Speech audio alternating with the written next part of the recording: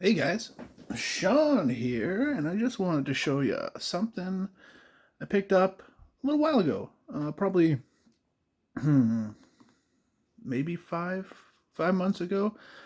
I was cruising my local Kijiji, and somebody had posted this bad boy.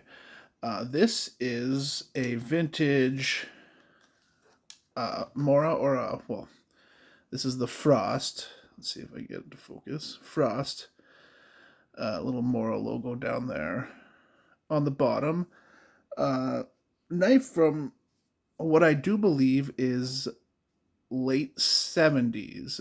It took me a little bit of time to find it. Let me just grab my iPad here. I didn't want to have to do any editing. So this is the 1977 Mora catalog, and I did find this knife in a few different catalogs, but the only one that had the laminated steel, this is laminated, was this specific year. They had other years where they had this exact same knife, but it was just their plain carbon steel. So it came in 102, 125, and 153 millimeter, which is roughly 6 inches. And this is the 153 millimeter, the big boy.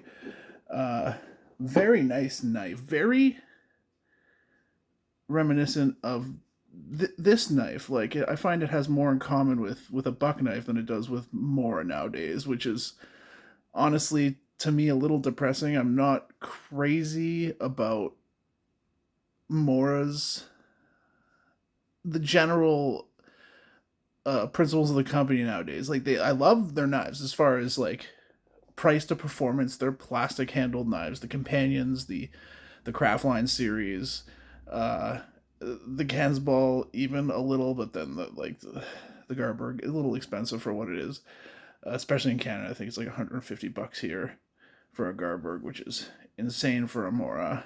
And then they have that new line they released, which to me is so far away from what Mora should be.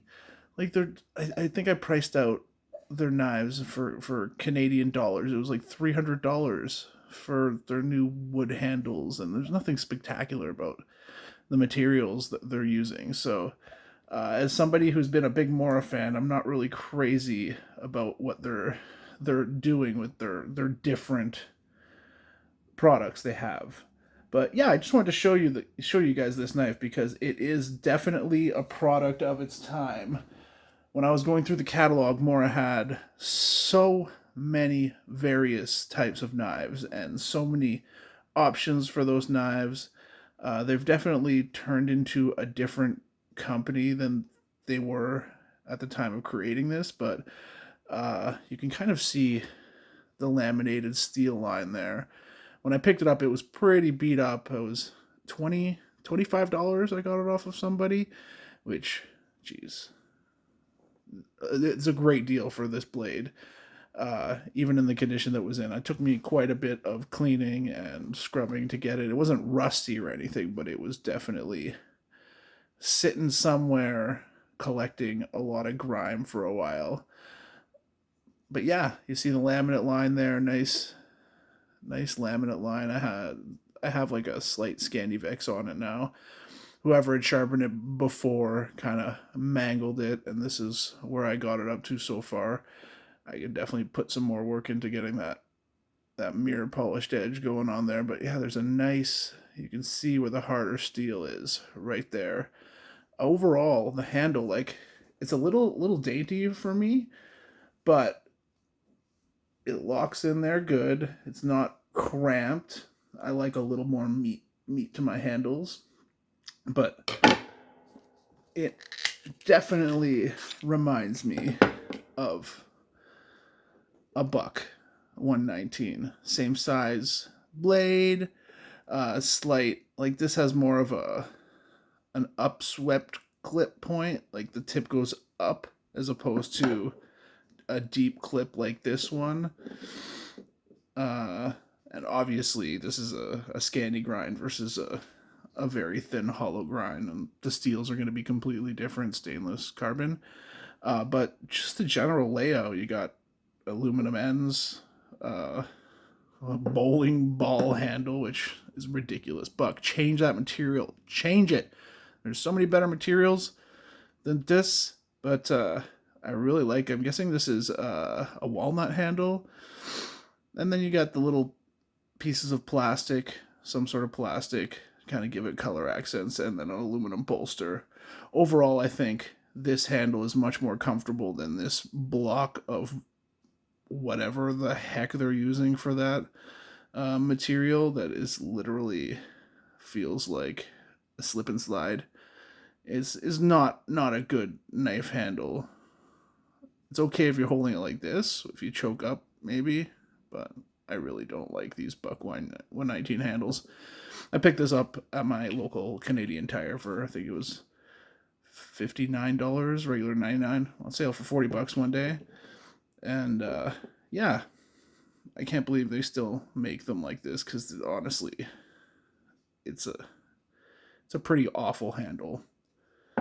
Ergonomic speaking, as well as visually speaking, it's kind of gross.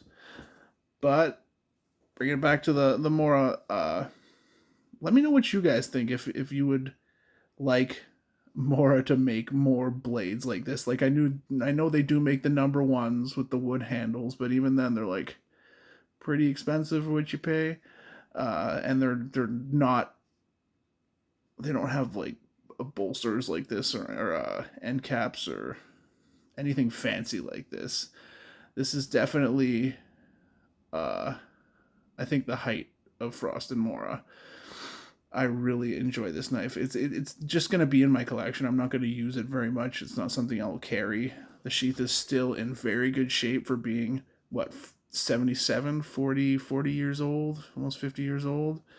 Yeah, man. What a piece to pick up. Whoever had this definitely took some good care of it, or just didn't use their knives very much. Anyways, love it. If you guys have any other old vintage Moras or anything like that, send me some pictures, send me a video, let me know what you got, because I am really enjoying these older Moras. I wish they would go more in the wood, leather, and carbon, like old laminated carbon steel direction, but without charging you $300 for what is basically something that BBS could sell you for 40. Anyways, this is just a little video. Thought I'd show you a little item I picked up, and have yourself a great day. See you later.